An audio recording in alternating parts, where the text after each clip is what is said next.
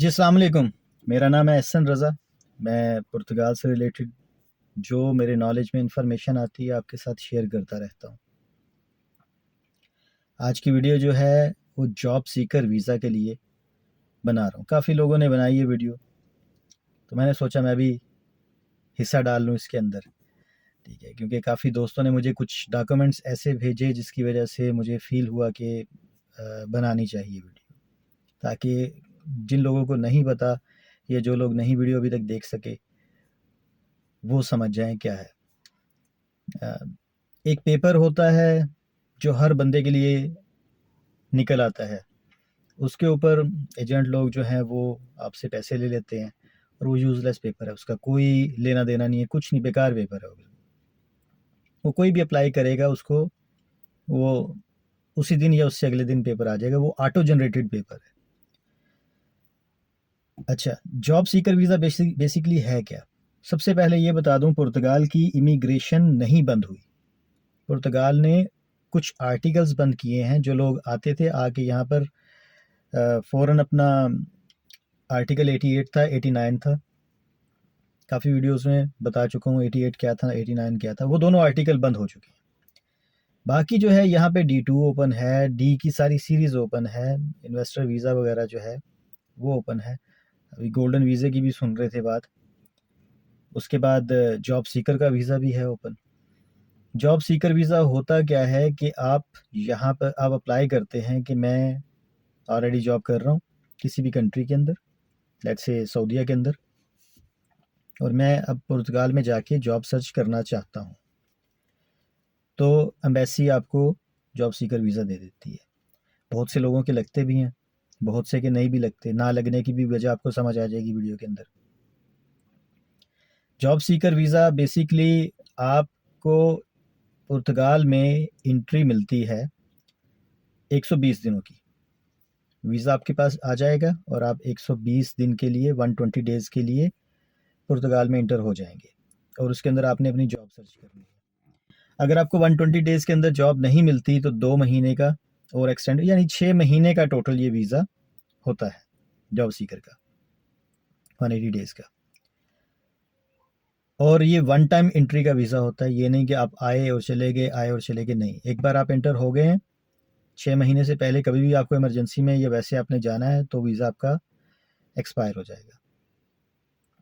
6 महीने के अंदर आपको जॉब अगर नहीं मिलती तो आप फ़ौरन वापस जाकर दोबारा वीज़ा नहीं अप्लाई कर सकते। आपको 1 साल के लिए वेट करना पड़ेगा। ये जो मैं बातें कर रहा हूँ, ये गवर्नमेंट की वेबसाइट जो है, उसका लिंक नीचे देता हूँ मैं, उस पे से आप खुद भी पढ़िएगा।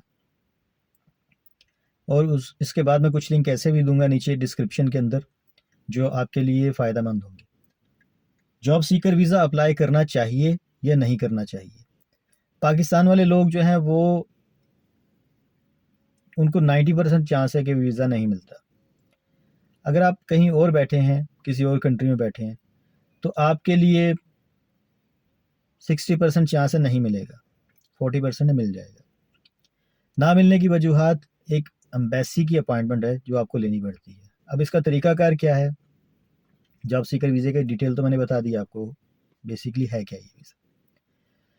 इसका तरीकाकार ये है कि आपने, मैंने नीचे वीडियो के नीचे लिंक दिया है, उस लिंक पे जाना है और वहाँ पे लिखा होगा कि आपने जो डॉक्यूमेंट्स अरेंज करने हैं। अगर आप जॉब सीकर वीज़ा अप्लाई करना चाहते हैं, आपने ये डॉक्यूमेंट्स अरेंज करने हैं।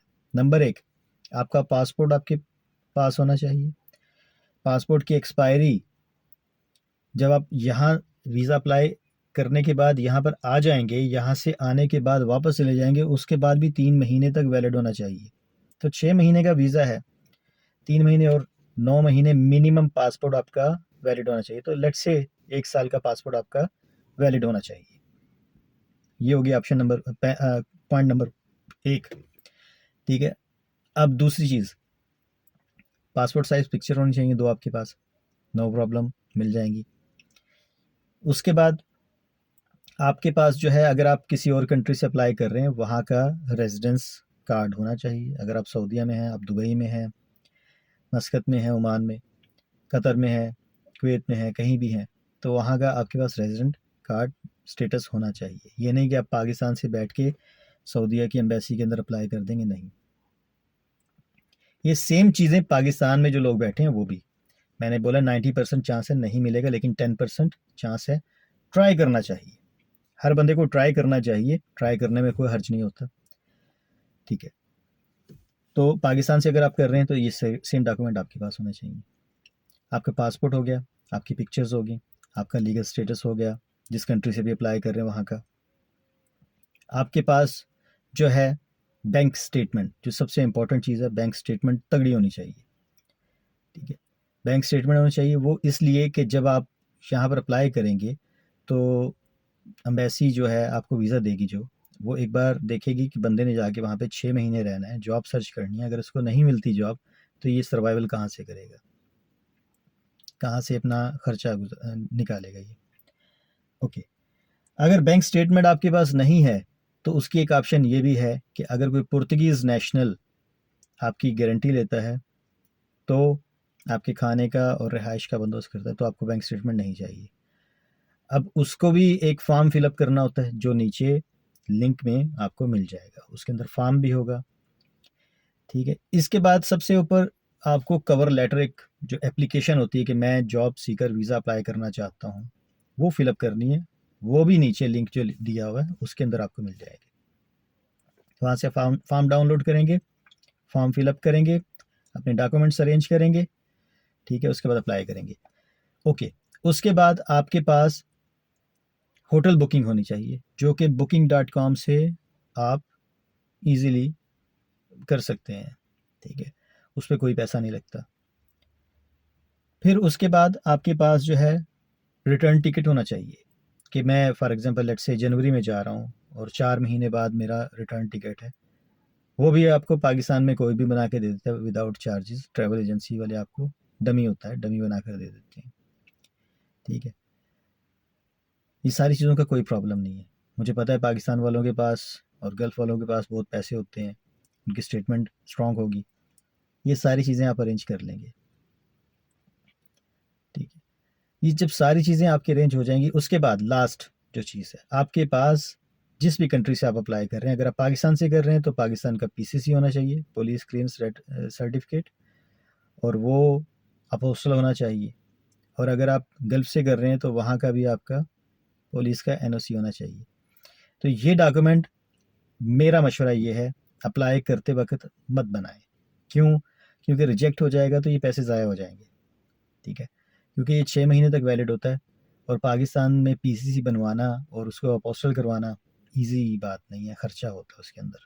तो बनवा लेंगे तो अच्छी बात है, लेकिन आपके सेविंग के लिए कह रहा हूँ, वीज़ा अप्लाई करते वक्त जब आपको अपॉइंटमेंट मिल जाए फिर अपना पीसीसी लेकर जाएं। यस, उस वक्त आपको लेकर जाना पड़ेगा।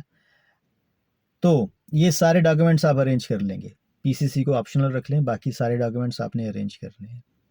वो सारे डॉक्यूमेंट आपको नीचे लिंक में से फॉर्म भी मिल जाएगा, सब कुछ मिल जाएगा। पहली चीज़ तो ये होगी। फिर आपने जब सारे डॉक्यूमेंट्स आपके पास अरेंज हो गए हैं, उसके बाद आपने जो सबसे क्रूशल और क्रिटिकल जो है, वो आपने एम्बेसी से अपॉइंटमेंट लेनी है। जो भी है, पाकिस्तान में है तो पुर्तगीज़ एम्बेसी से, इस्लामाबाद से आपने अपॉइंटमेंट लेनी है। अगर आप सऊदीया में हैं तो वहाँ पर पुर्तगाल एम्बेसी है, दुबई में भी एम्बेसी है, ओमान में नहीं है, ठीक है। वो सबसे इम्पोर्टेंट चीज़ है। आप सारे डॉक्यूमेंट अरेंज करें। उसके बाद वीडियो में सब लोग बताते हैं एम्बेसी से अपॉइंटमेंट लेनी है, एम्बेसी अपॉइंटमेंट नहीं देती, एम्बेसी का रास्ता कोई नहीं दिखाता। मैं आपको नीचे लिंक दे रहा हूँ, उस लिंक पे जाएंगे, अपना आप अकाउंट क्रिएट करेंगे। अकाउंट क्रिएट करने के बाद वहाँ पर डेट्स दी होती हैं एम्बेसी ने, वो आप डेट सेलेक्ट करेंगे कि मैं इस डेट को आपसे मिलना चाहता हूँ, ये मेरे डॉक्यूमेंट्स मेरे पास रेडी हैं।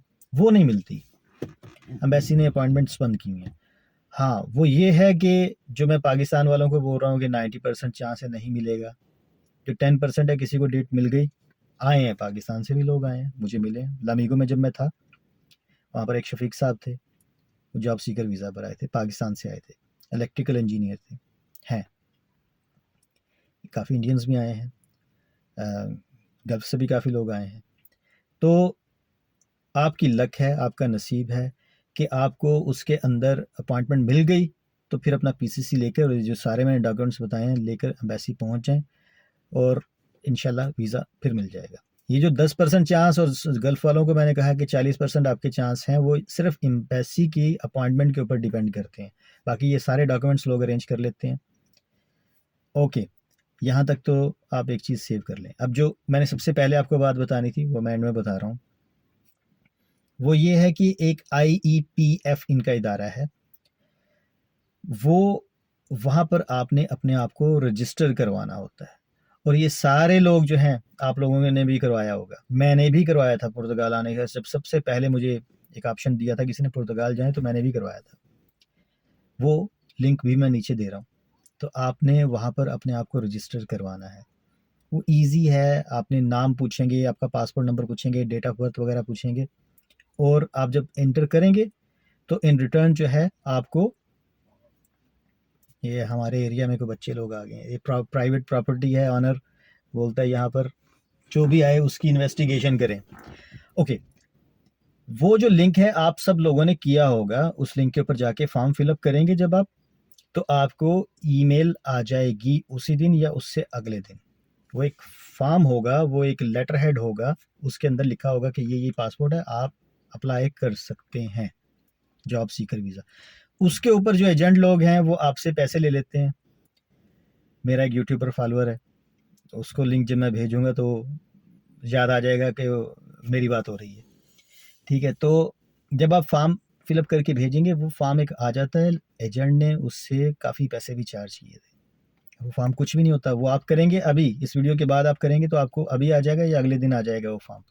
वो फॉर्म IEPF के पास आपने रजिस्ट्रेशन करवाया होगा, और एक जॉब एप्लीकेशन का जो मैं आपको बता चुका हूँ वो फॉर्म होगा, पासपोर्ट होगा, पिक्चर हो गया, बैंक स्टेटमेंट आपकी हो गई।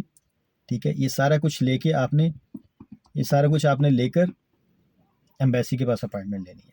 तो इट्स वेरी सिंपल। अगर आपको मेरी बातें नहीं समझ आई, उलझी हुई लगी हैं, तो वीडियो दोबारा देख लीजिएगा।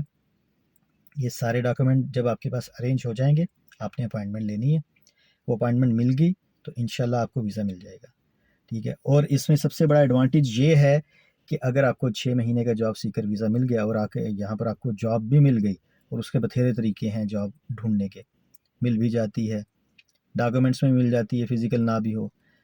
ठीक है, तो ये सब डॉक्यूमेंट्स आपके पास हो गए और जॉब अब आपको मिल गई अगर, तो आपको उसी वक्त 6 महीने के अंदर ही TRC कार्ड मिल जाएगा, आपको वेट नहीं करना पड़ेगा। ठीक है, ये एक अच्छी ऑप्शन है, बहुत अच्छी ऑप्शन है, लेकिन इसमें प्रॉब्लम एम्बेसी की अपॉइंटमेंट है।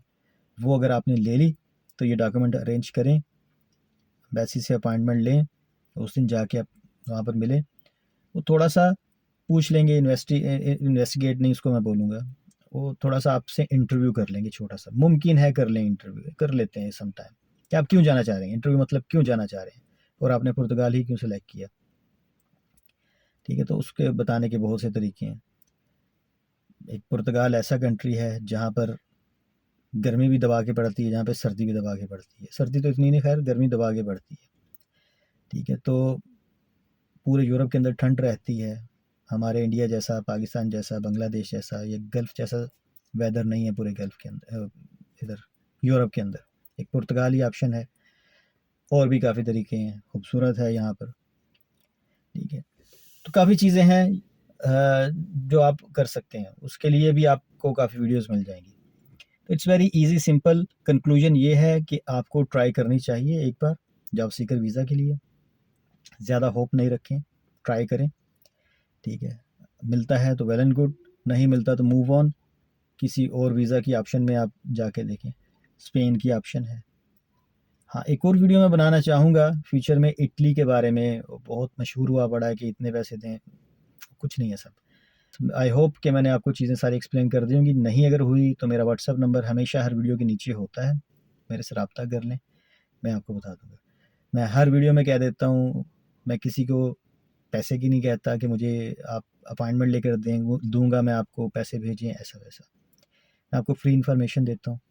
ठीक है, अगर मैंने पैसे लेने होंगे मैं यूट्यूब से लूँगा, आप लोगों से नहीं लूँगा। अपना ख्याल रखिए, अल्लाह हाफिज़।